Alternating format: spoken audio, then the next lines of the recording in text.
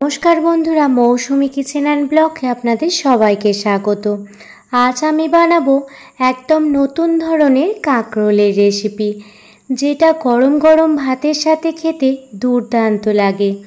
একঘেয়ে কাঁকরোল খেতে ভালো না লাগলে একবার এইভাবে কাঁকরোল বানিয়ে দেখুন, দেখবেন ছোট থেকে বড় সবাই তৃপ্তি সহকারে খেয়ে নিচ্ছে। এখানে আমি 5টি কাঁকরোল নিয়ে নিয়েছি, আর কাঁকরোলগুলো সাইজে ছোটই ছিল। কাঁকরোলগুলো জলে ভালোভাবে ধুয়ে নেওয়ার পর দেখুন ছুরি দিয়ে কাঁকরোলের দুই দিকটা কেটে নিয়েছি। এরপর গোল গোল করে কাঁকরোলগুলো দেখুন ছুরির সাহায্যে কেটে নিচ্ছি। তবে দেখুন একদম পাতলা করে কাটছি না, একটু দেখুন মোটা মোটা করেই কেটে নিচ্ছি কাঁকরোলগুলো। কীরকমভাবে সমস্ত কাঁকরোলগুলোই কেটে নেব। দুই দিকটা অল্প পরিমাণে কেটে বাদ দিয়ে দেখুন এইভাবে গোল গোল করে কেটে নিচ্ছি। তবে কাঁকরোলগুলো যতটা কচি হবে ততটা খেতেও কিন্তু ভালো হবে। দেখুন সমস্ত কাঁকরোলই আমি কেটে নিয়েছি। এদিকে দেখুন কড়াই বসিয়ে দিয়েছি, কড়াইতে দিয়ে দিলাম পরিমাণ মতো সর্ষের তেল। সর্ষের তেল গরম হয়ে গেলে দিয়ে দিচ্ছি 5 ফোড়ন, আর দিয়ে দিচ্ছি একটা শুকনো লঙ্কা। দিয়ে ফোড়নটা ভালোভাবে ভেজে নেব। ফোড়নটা ভালোভাবে ভাজা হয়ে গেলে দিয়ে দিচ্ছি কাঁকরোলগুলো। রান্নাটি সর্ষের তেলে করলেই সবথেকে বেশি ভালো লাগে, তবে আপনাদের কাছে সর্ষের তেল না থাকলে সাদা তেলও করতে পারেন।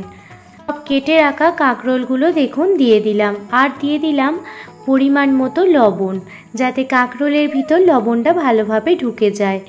এইভাবে দেখুন খুন্তির সাহায্যে নাড়াচাড়া করে কাঁকরোলগুলো হালকা করে ভেজে নেব। গ্যাসের ফ্লেম লো টু মিডিয়ামে রেখে কাঁকরোলগুলো ভেজে নেব।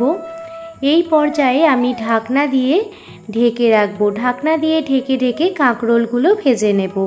সময় আমি একটি মশলা বানিয়ে নেব। তার জন্য নিয়ে নিচ্ছি মিক্সার গ্রাইন্ডারে 1 চামচ জিরে, 1 চামচ মৌরি, আর নিয়ে নিচ্ছি একটা পেঁয়াজ আর 4 কোয়া রসুন।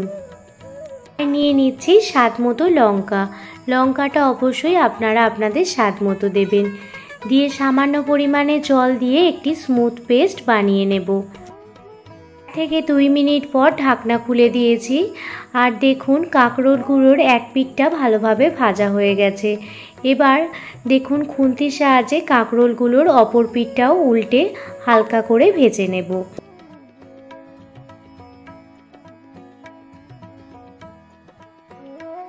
সমস্ত কাঁকরোল ভাজা হয়ে গেলে দিয়ে দিচ্ছি একটা মিডিয়াম সাইজের টমেটো। মিডিয়াম সাইজের টমেটো কুচিয়ে দিয়ে দিচ্ছি। আর যে মশলাটা মিক্সার গ্রাইন্ডারে বেটে নিয়েছিলাম সেই মশলার পেস্টটা দিয়ে দিলাম। ফ্লেম লো করে রেখে মশলার পেস্টটি দিয়ে দেওয়ার পর দিয়ে দিচ্ছি 1 চামচ হলুদ গুঁড়ো, 1 চামচ কাশ্মীরি লাল লঙ্কার গুঁড়ো, 1 চামচ ধনিয়া গুঁড়ো, আর দিয়ে দিচ্ছি 1 চামচ চিনি স্বাদ ব্যালেন্সের জন্য, আর দিয়ে দিচ্ছি সামান্য পরিমাণে লবণ। চিনি আর লবণটা অবশ্যই আপনারা আপনাদের স্বাদ মতো দেবেন। চিনিটা আপনারা অ্যাভয়েডও করতে পারেন, তবে চিনি দিলে আমার কাছে খুব ভালো লাগে খেতে, সেজন্য আমি চিনিটা ব্যবহার করেছি। গ্যাসের ফ্লেম লো টু মিডিয়ামে রেখে মশলাগুলো কাঁকরোলের সঙ্গে ভালোভাবে কষিয়ে নেব।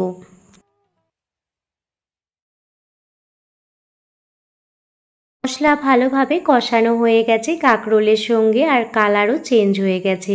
এই পর্যায়ে দিয়ে দিলাম সামান্য পরিমাণে জল। দেবার পর ঢাকনা দিয়ে গ্যাসের ফ্লেম লো করে 5 মিনিট মতো হতে দেব, যাতে সমস্ত মশলা কাঁকরোলের ভিতর ভালোভাবে অ্যাবজর্ব হয়ে যায়। আপনারাও এইভাবে বাড়িতে একবার কাঁকরোল বানিয়ে দেখুন, খেতে কিন্তু খুবই সুন্দর হয়। 5 মিনিট পর ফিরে এসেছি, আর দেখুন জল অনেকটাই শুকিয়ে গেছে, আর আমি এরকম শুকনো শুকনোই রাখবো।